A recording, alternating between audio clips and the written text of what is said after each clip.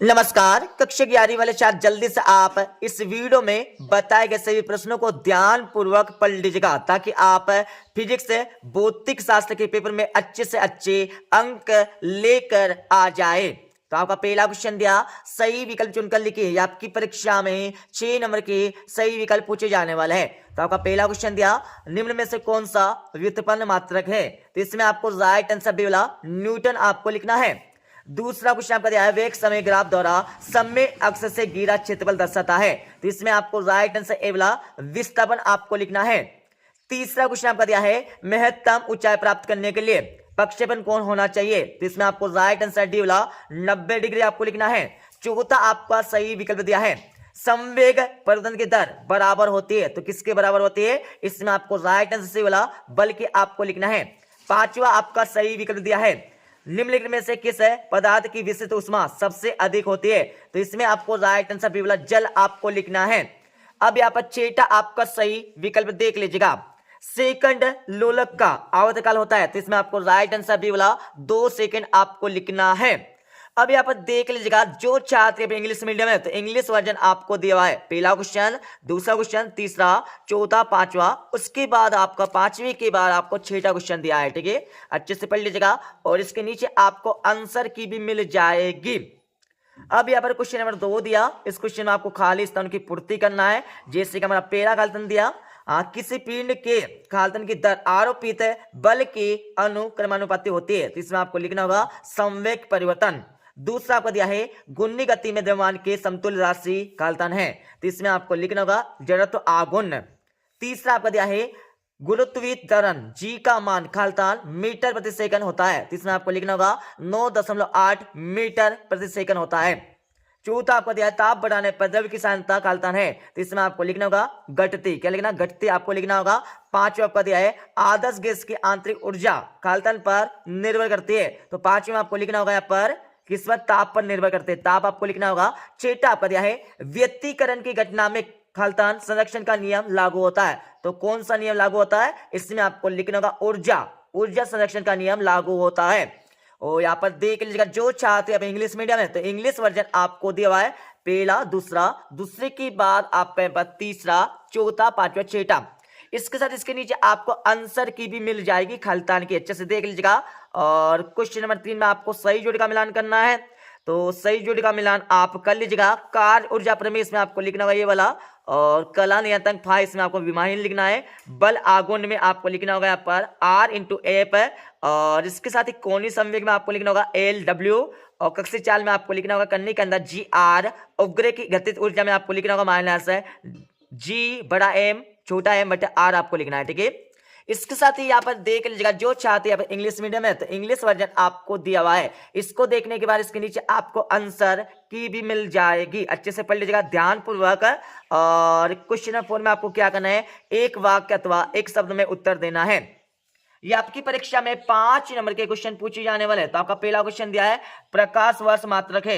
तो किसका मात्रक है? इसमें आपको लिखना होगा दूरी का। दूसरा आपका दिया है, विट्टी ग्राफ के अंतर्गत आने वाला क्षेत्रफल क्या दर्शाता है, क्या व्यक्त करता है? तो इसमें आपको लिखना होगा विस्थापन। और तीसरा आपका दिया है, द्रव्यमान ऊर्जा तुल्यता समीकरण लिखिए। तो इसमें आपको लिखना होगा E=mc²।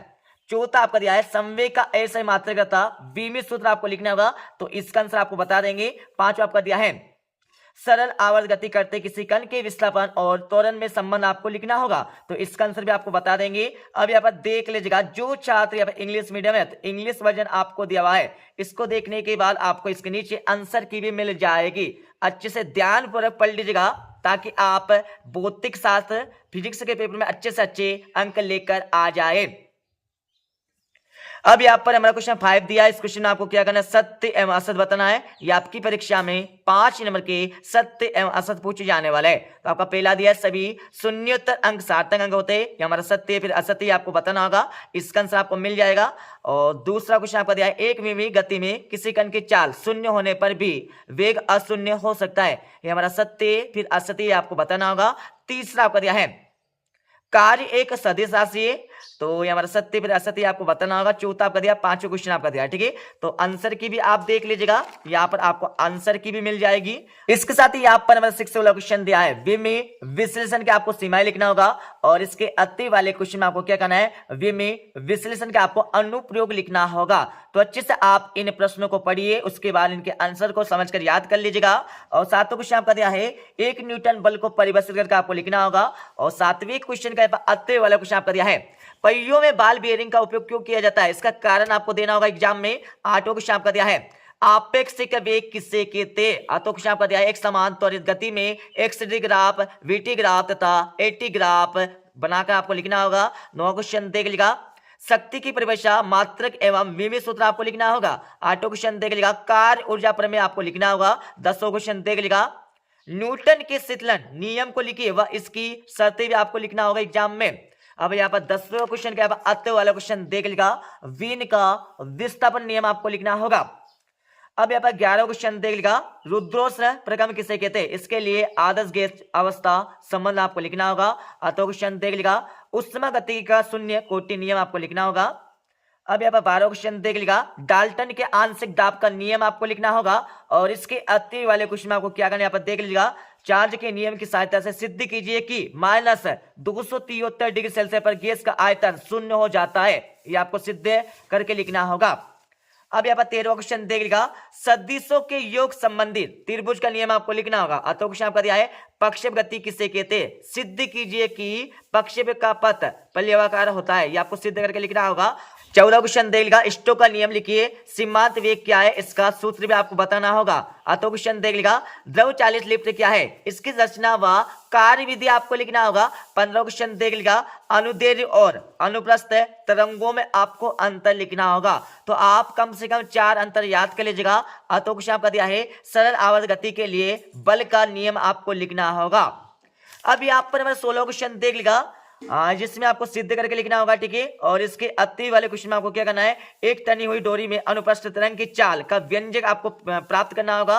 और 17वां क्वेश्चन देख लीजिएगा, 17वें के बाद यहाँ पर हमारा 18वां क्वेश्चन दिया है। 18वें क्वेश्चन में क्या पूछा है, किसी कणों के निकाय के लिए बल आघूर्ण एवं कोणीय संवेग में आपको संबंध स्थापित करके लिखना होगा।